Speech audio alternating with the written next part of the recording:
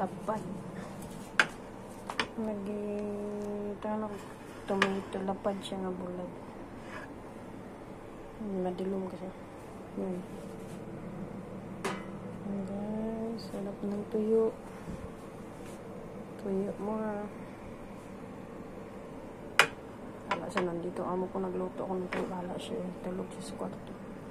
Yan guys, tomato.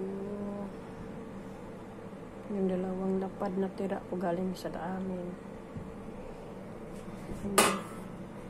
Lapad na hinugasan ko, prito, tapos lagyan ko ng tomato. Yan. Sarap yan. Kain tayo ng tanghalian.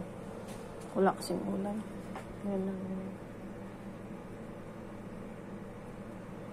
Sarap guys. Ayan guys. Yung itsura niya guys.